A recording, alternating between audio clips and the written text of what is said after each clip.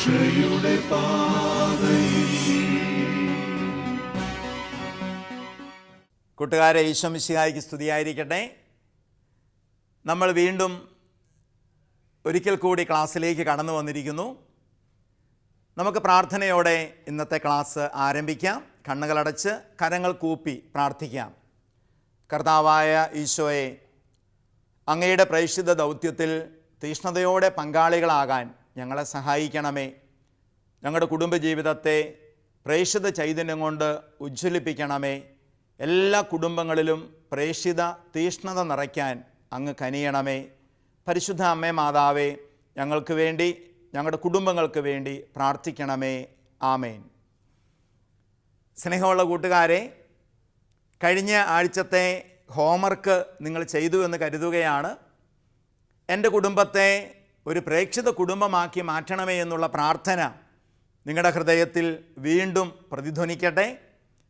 നിങ്ങൾ കഴിഞ്ഞ ആഴ്ച കുടുംബ പ്രാർത്ഥന സജീവമായി നേതൃത്വം നൽകി എന്ന് പ്രതീക്ഷിക്കുകയാണ്. നമുക്കിനിയും അത് തുടരാം. നമ്മൾ പ്രേക്ഷിതത്വം കുടുംബ ജീവിതത്തിലൂടെ എന്ന പാഠത്തിൻ്റെ രണ്ടാമത്തെ പാർട്ടിലേക്ക് ഇന്ന് പ്രവേശിക്കുകയാണ്. ഇവിടെ നമ്മൾ ആദ്യം പഠിക്കുക കുടുംബം വചന പ്രഘോഷണ വേദി എന്നൊരാശയത്തെക്കുറിച്ചാണ്.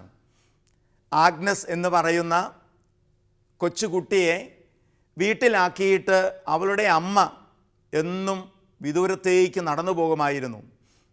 ഒരു ദിവസം ഈ ആഗ്നസ് അമ്മയുടെ പിന്നാലെ ഓടിച്ചെന്നു. ഈ ആഗ്നസ് കാണുന്നത് അമ്മ അങ്ങ് അകലെയുള്ള ഒരു കുടിലേക്ക് കയറി അവിടെ കിടക്കുന്ന വൃദ്ധയായ ഒരു രോഗിണിയെ കുളിപ്പിച്ച് വസ്ത്രം മാറ്റി വീട്ടിൽ നിന്ന് കൊണ്ടുവന്ന ഭക്ഷണപ്പൊതി തുറന്നു വെച്ച് ഭക്ഷണം വാരി കൊടുക്കുന്നു. ആഗ്നസ് ഓടിച്ചെന്ന് അമ്മയെ കെട്ടിപ്പിടിച്ച് ചോദിച്ചു, ഇതിനു വേണ്ടിയാണോ എന്നും വീട്ടിൽ നിന്ന് അമ്മ ഇറങ്ങി ഓടുന്നത്? ആഗ്നസിനെ ചേർത്ത് പിടിച്ച് അമ്മ പറഞ്ഞു, മോള് മുട്ടനാവുമ്പോൾ ഇതുപോലെ തന്നെ ചെയ്തോണം. പാവപ്പെട്ടവൻ്റെ കണ്ണുനീര് ഈശോയുടെ തിരുരക്തമാണ്. ഈ ചിന്തയാണ് ആഗ്നസിനെ യുഗോസ്ലാവിയയിൽ നിന്ന് ഭാരത മണ്ണിലെത്താൻ, കൽക്കട്ട തെരുവിൽ അനേക അഗതികൾക്ക്, പാവങ്ങൾക്ക് അമ്മയാകാൻ പ്രേരിപ്പിച്ചത്. ഇന്ന് നമ്മൾ അൾത്താരയിൽ വണങ്ങുന്ന കൽക്കട്ടയിലെ വിശുദ്ധ മദർ തെരേസയായി ഈ പുണ്യവതി ഉയർത്തപ്പെട്ടു. കുടുംബ വചന പ്രഘോഷണ വേദി എന്ന് നമ്മൾ ചിന്തിക്കുമ്പോൾ നമ്മൾ ആദ്യമേ ചിന്തിക്കേണ്ടത് ദൈവവചനത്തിൽ അടിത്തറയിട്ട് പണിയപ്പെടേണ്ട കുടുംബ ജീവിതത്തെക്കുറിച്ചാണ്. യുവജന മതബോധന ഗ്രന്ഥം നമ്മളെ ഇങ്ങനെ ഓർമ്മിപ്പിക്കുകയാണ്. 16-ാമത്തെ ഖണ്ഡികയിൽ നമുക്ക് ഓരോരുത്തർക്കുമായി ദൈവം എഴുതിയ സുദീർഘമായ എഴുത്തുപോലെയാണ് ബൈബിൾ. ഇക്കാരണത്താൽ ഞാൻ വിശുദ്ധ ലിഖിതങ്ങൾ വലിയ സ്നേഹത്തോടും ആദരവോടും കൂടെ സ്വീകരിക്കണം. കൂട്ടുകാരെ, നിയമാവർത്തന പുസ്തകം 6-ാം അധ്യായം 6 മുതൽ 9 വരെയുള്ള വചനഭാഗം നമുക്കൊന്ന് ശ്രവിക്കാം. ഞാൻ ഇന്ന് കൽപ്പിക്കുന്ന ഈ വചനങ്ങൾ നിങ്ങളുടെ ഹൃദയങ്ങളിൽ ഉണ്ടായിരിക്കണം. ജാഗരൂകതയോടെ അവ നിങ്ങളുടെ മക്കളെ പഠിപ്പിക്കണം. വീട്ടിലായിരിക്കുമ്പോഴും യാത്ര ചെയ്യുമ്പോഴും കിടക്കുമ്പോഴും എഴുന്നേൽക്കുമ്പോഴും അവയെപ്പറ്റി സംസാരിക്കണം. അവ കയ്യിൽ ഒരടയാളമായും നെറ്റിത്തടത്തിൽ പട്ടമായും അണിയണം. അവ നിങ്ങളുടെ വീടിൻ്റെ കട്ടിളക്കാലിന്മേലും പടിവാതിൽമേലും എഴുതി വയ്ക്കണം.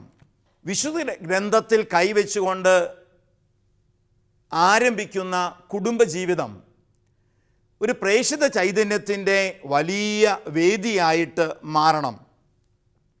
കൂട്ടുകാരെ, കുടുംബാംഗങ്ങൾ ഒരുമിച്ചിരുന്ന് പ്രാർത്ഥനാപൂർവം ദൈവവചനം പഠിക്കണം. അത് പ്രാർത്ഥനാപൂർവം വായിക്കണം. അത് ജീവിതത്തിൽ സ്വായത്തമാക്കണം. എൻ്റെ കുടുംബജീവിതത്തിൽ സന്ധ്യാപ്രാർത്ഥനയ്ക്ക് ശേഷം എല്ലാ ദിവസവും ആ പ്രാർത്ഥനയോടനുബന്ധിച്ച് ഒരു അധ്യായം വിശുദ്ധ ഗ്രന്ഥത്തിൽ നിന്ന് വായിക്കുകയും ധ്യാനിക്കുകയും ചെയ്യുന്ന പതിവ് എൻ്റെ കുഞ്ഞുനാളിൽ ഞാൻ കണ്ടു വളർന്നു. വീട്ടിലെ ജോലികളെല്ലാം കഴിഞ്ഞ് അപ്പച്ചനും അമ്മച്ചിയും മാറിയിരുന്ന് എല്ലാ ദിവസവും വിശുദ്ധ ഗ്രന്ഥം വായിക്കുന്നത് എൻ്റെ ജീവിതത്തെ ഒത്തിരിയേറെ സ്വാധീനിച്ചു. അതുകൊണ്ടാവാം 20-ാമത്തെ വയസ്സിൽ ഒരു രോഗമൊക്കെ പിടിപെട്ട് വീട്ടിലായിരുന്നപ്പോൾ 18 ദിവസം കൊണ്ട് സമ്പൂർണ്ണ ബൈബിൾ വായിച്ചു തീർക്കാനുള്ള ഒരാവേശം എൻ്റെ മനസ്സിൽ നിറഞ്ഞു. എൻ്റെ മകളും നിങ്ങളെപ്പോലെ 10ാം ക്ലാസ്സിൽ പഠിക്കുകയാണ്. അവൾ എല്ലാ ദിവസവും 5 അധ്യായം വെച്ച് വിശുദ്ധ ഗ്രന്ഥം വായിക്കും. വിശുദ്ധ ഗ്രന്ഥത്തോടുള്ള സ്നേഹത്തിലും ബന്ധത്തിലും വളരാൻ നമുക്കിടയാവണം. തുടർന്ന് നമ്മൾ ചിന്തിക്കുക, കുടുംബം വിശ്വാസ പരിശീലനത്തിൻ്റെ കളരി എന്നാണ്. ക്രൈസ്തവ ജീവിതത്തിൻ്റെ പ്രഥമ വിദ്യാലയവും ഉന്നത മാനവികതയുടെ പാഠശാലയുമാണ് കുടുംബം. മക്കളോട് ആദ്യമായി സുവിശേഷം പ്രസംഗിക്കേണ്ടത് മാതാപിതാക്കളാണ്. അതിനാൽ തന്നെ മക്കളുടെ പ്രധാന അധ്യാപകരും പ്രഥമ അധ്യാപകരും മാതാപിതാക്കൾ തന്നെയാണ്. സ്നേഹത്തിൻ്റെ സന്തോഷം എന്ന അപ്പസ്തോലിക ആഹ്വാനത്തിൻ്റെ 263-ാമത്തെ ഖണ്ഡികയിൽ പരിശുദ്ധ പിതാവ് നമ്മളെ ഓർമ്മിപ്പിക്കുന്നു, മാതാപിതാക്കന്മാർ തങ്ങളുടെ വിദ്യാഭ്യാസത്തിനായി വിദ്യാലയങ്ങളെ സമീപിക്കുന്നു. എന്നാൽ അവരുടെ ധാർമ്മികമായ പരിശീലനം മറ്റാരെയും ഏൽപ്പിക്കാൻ പാടില്ല. ക്രിസ്തീയ മൂല്യങ്ങൾ കണ്ടു വളരേണ്ട കളരിയാണ് കുടുംബം. ധാർമ്മികത പരിശീലിപ്പിക്കപ്പെടേണ്ട വേദിയാണ് കുടുംബം. ഒരിക്കൽ BDS പഠിക്കുന്ന ഒരു പെൺകുട്ടി എന്നോട് പറഞ്ഞത് ഓർക്കുന്നു, സാറേ, ഞാൻ BDS പഠിക്കാൻ തീരുമാനമെടുത്തത് എല്ലാ ദിവസവും രാവിലെ വിശുദ്ധ കുർബാന കഴിഞ്ഞ് വീട്ടിൽ വരുമ്പോൾ എൻ്റെ അമ്മ എന്നെ ഒരു ജോലി ഏൽപ്പിക്കും. അത് മറ്റൊന്നുമല്ല, വല്യപ്പച്ചൻ്റെ വെപ്പുപല്ല് തേച്ച് കഴുകുക. വല്യപ്പച്ചൻ്റെ വെപ്പുപല്ല് തേച്ച് കഴുകി BDS എടുക്കാൻ ഈ കുഞ്ഞിന് കിട്ടിയ ബോധ്യം ആ കുടുംബം ഒരു വിശ്വാസ പരിശീലന കളരിയായി എന്നതിൻ്റെ ഒരു ബോധ്യമാണ്. വിശ്വാസ വെളിച്ചം എന്ന ചാക്രിക ലേഖനത്തിൽ പരിശുദ്ധ പിതാവ് നമ്മളെ ഓർമ്മിപ്പിക്കുന്നു, മാതാപിതാക്കന്മാർ കുടുംബങ്ങളിൽ വിശ്വാസത്തിൻ്റെ പൊതു ആചാരങ്ങൾ പ്രോത്സാഹിപ്പിക്കുക എന്നത് സുപ്രധാനമായ കാര്യമാണ്. അവ കുട്ടികളുടെ വിശ്വാസത്തെ പക്വതയിൽ എത്താൻ സഹായിക്കുന്നു. അങ്ങനെ നമ്മുടെ ഓരോരുത്തരുടെയും കുടുംബങ്ങൾ വിശ്വാസ പരിശീലന കളരികളായി മാറേണ്ടതുണ്ട്. തുടർന്ന് നമ്മൾ ഈ പാഠത്തിൽ ചിന്തിക്കുക, കുടുംബങ്ങൾക്ക് ധാരാളം പ്രേക്ഷിത പ്രവർത്തനത്തിനുള്ള മാർഗങ്ങളുണ്ട്. ആ മാർഗങ്ങൾ അവലംബിക്കുമ്പോഴാണ് നമ്മുടെ കുടുംബത്തിലൂടെ പ്രേക്ഷിത ചൈതന്യം ഉജ്ജ്വലിക്കുക. 6 കാര്യങ്ങൾ നമുക്ക് ഈ പാഠത്തിൽ പഠിക്കാം. 1, സ്നേഹത്തിൽ അധിഷ്ഠിതമായ ദാമ്പത്യ ജീവിതം. മാതാപിതാക്കൾ ഇങ്ങനെ ആഗ്രഹിക്കേണ്ടതുണ്ട്, ഞാൻ വിവാഹം കഴിച്ച് എനിക്കൊരു ഭർത്താവിനെ കിട്ടിയാൽ എൻ്റെ പപ്പയെപ്പോലെ ഭർത്താവിനെ കിട്ടണേ എന്ന് പെൺമക്കൾ ആഗ്രഹിക്കുന്ന, ഞാൻ വിവാഹം കഴിച്ച് എനിക്കൊരു ഭാര്യയെ കിട്ടിയാൽ എൻ്റെ മമ്മിയെപ്പോലെ ഒരു ഭാര്യ എനിക്ക് കിട്ടണമെന്ന് ആൺമക്കൾ ആഗ്രഹിക്കുന്ന ഒരു സ്നേഹത്തിൻ്റെ കുടുംബ അന്തരീക്ഷം നമ്മുടെ കുടുംബങ്ങളിൽ രൂപപ്പെടേണ്ടത് ആവശ്യമാണ്. സ്നേഹത്തിൽ അധിഷ്ഠിതമായ ദാമ്പത്തിക ജീവിതം. 2, കുട്ടികളുടെ ക്രിസ്തീയ രൂപീകരണം. വിശ്വാസത്തിൻ്റെ ശരിയായ രൂപീകരണം നടക്കേണ്ടത് കുടുംബത്തിലാണല്ലോ. അറിവ് നൽകുന്നത് വിദ്യാലയമാണ്, തിരിച്ചറിവ് നൽകുന്നത് വീടാണ്. അതുകൊണ്ട് കുട്ടികളുടെ വിശ്വാസ രൂപീകരണം നടക്കേണ്ട സ്ഥലം കുടുംബമാണെന്ന് നമുക്ക് ബോധ്യപ്പെടാം. 3, കൂദാശകളിലുള്ള പങ്കാളിത്തമാണ്. വിശുദ്ധ കുർബാനയിൽ സജീവമായി പങ്കെടുക്കാൻ, അടുക്കൽ കുമ്പസാരിക്കാൻ, അങ്ങനെ കൗദാശിക ജീവിതത്തോടുള്ള ബന്ധത്തിൽ നമ്മൾ വളരണം. അതിന് പ്രചോദനം നൽകുന്നതാകണം നമ്മുടെ കുടുംബ അന്തരീക്ഷം, കുടുംബജീവിതം. 4, പ്രാർത്ഥന. വ്യക്തിപരമായ പ്രാർത്ഥനയും നമ്മുടെ കുടുംബ പ്രാർത്ഥനയും നമ്മളെ പ്രേക്ഷിത ചൈതന്യത്തിലേക്ക് വളർത്താൻ സഹായകമാകണം. 5, ജീവിത സാക്ഷ്യം. ജീവിതം കൊണ്ടാണല്ലോ സുവിശേഷം പ്രഘോഷിക്കേണ്ടത്, വാക്കുകളേക്കാൾ അപ്പുറത്ത്. ഒരു കൊച്ചു കാര്യം നിങ്ങൾക്ക് പകർന്നു തരാം. നിങ്ങൾ എന്നെ ശ്രദ്ധിക്കണേ, ഞാൻ പറയുന്നത് പോലെ നിങ്ങൾ ചെയ്യണം. നിങ്ങൾ നിങ്ങളുടെ വലത് കൈകൊണ്ട് 3 പ്രാവശ്യം നിങ്ങളുടെ താടിക്കിട്ട് തട്ടുക. തീർച്ചയായിട്ടും നിങ്ങൾക്കൊരു ചെറിയ തെറ്റ് പറ്റിയിട്ടുണ്ടാവാം. താടി ഇവിടെയല്ല എന്ന് നിങ്ങൾക്കെല്ലാം അറിയാം. അത് മറ്റൊന്നും കൊണ്ടല്ല, നിങ്ങളെല്ലാം കണ്ടതുപോലെ ചെയ്തതുകൊണ്ടാണ്. സ്നേഹമുള്ളവരെ, നമുക്ക് കാഴ്ചയിലൂടെ കിട്ടുന്ന അറിവ് വലുതാണ്. നല്ല ജീവിത സാക്ഷ്യം നമുക്ക് നൽകാൻ സാധിക്കട്ടെ. ലോകത്തിൽ നമ്മുടെ കുടുംബങ്ങൾ നല്ല സാക്ഷ്യമുള്ള കുടുംബങ്ങളാവട്ടെ. ആറാമതായിട്ട് പരസ്നേഹ പ്രവർത്തനങ്ങൾ. കൽക്കട്ടയിലെ മദർ തെരേസയുടെ മദർ ഹൗസിൽ നിന്ന് ബേക്കറി പലഹാരം വാങ്ങിക്കാൻ വന്ന ഒരു സിസ്റ്ററിനെ കുറിച്ച് പറഞ്ഞു കേട്ടിട്ടുണ്ട്. തൻ്റെ കയ്യിലുള്ള പൈസയെല്ലാം മുടക്കി പലഹാരവും വാങ്ങിച്ച് കോൺവെൻറ്റിലേക്ക് പോകുമ്പോൾ ഒരു പാവപ്പെട്ട കൽക്കട്ട തെരുവിൻ്റെ സന്താനം അകത്ത് നിൽക്കുന്ന കേക്കിനെ നോക്കി പുറത്തു നിന്ന് കൊതിവിടുവാണ്. ഈ സിസ്റ്റർ പോകുന്നത് കണ്ട് കുഞ്ഞ് കരയുന്നു. ഈ കുഞ്ഞിൻ്റെ ഈ ഒരു വേദന കണ്ട് സിസ്റ്റർ തിരിച്ചു വന്നിട്ട് ആ കുഞ്ഞ് കൊതിവിടുന്ന കേക്കിൻ്റെ വില ചോദിച്ചപ്പോൾ 3 രൂപ. സിസ്റ്ററിൻ്റെ കയ്യിൽ പൈസ ഇല്ലാഞ്ഞിട്ട് വാങ്ങിച്ച ഒരു പലഹാരപ്പൊതി തിരിച്ചു കൊടുത്തിട്ട് ആ കേക്ക് കടക്കാരിൽ നിന്ന് വാങ്ങിച്ചു. കുഞ്ഞ് അലമുറയിട്ട് കരഞ്ഞു. കൊതിവിടാനുള്ള ഭാഗ്യം എനിക്കില്ലല്ലോ. സിസ്റ്റർ ഈ കേക്ക് കഷ്ണം കുഞ്ഞിൻ്റെ കയ്യിലേക്ക് കൊടുത്തു. കുഞ്ഞിൻ്റെ കണ്ണ് നിറയുകയാണ്, വീണ്ടും കരയുകയാണ്. ആ കയ്യിലോട്ട് കിട്ടിയതിൻ്റെ സന്തോഷമാണ്. സിസ്റ്റർ മുമ്പോട്ട് പോകുന്നു.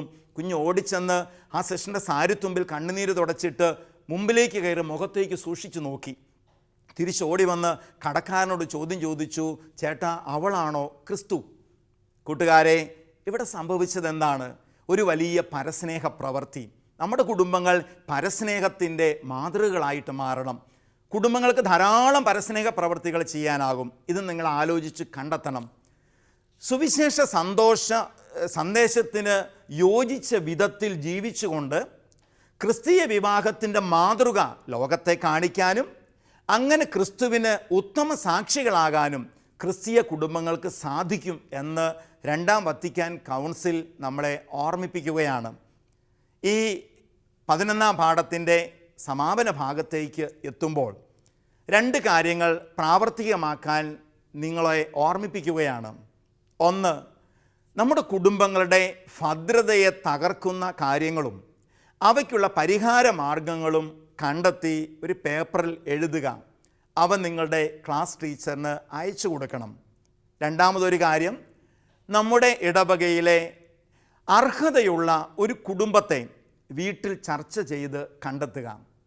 എന്നിട്ട് എന്തെങ്കിലുമൊക്കെ സഹായങ്ങൾ ആ കുടുംബങ്ങൾക്ക് എത്തിച്ചു കൊടുക്കാൻ ഈ പ്രതികൂലമായ സാഹചര്യത്തിൽ നിങ്ങൾക്ക് ഇടയാവുകയും ചെയ്യണം.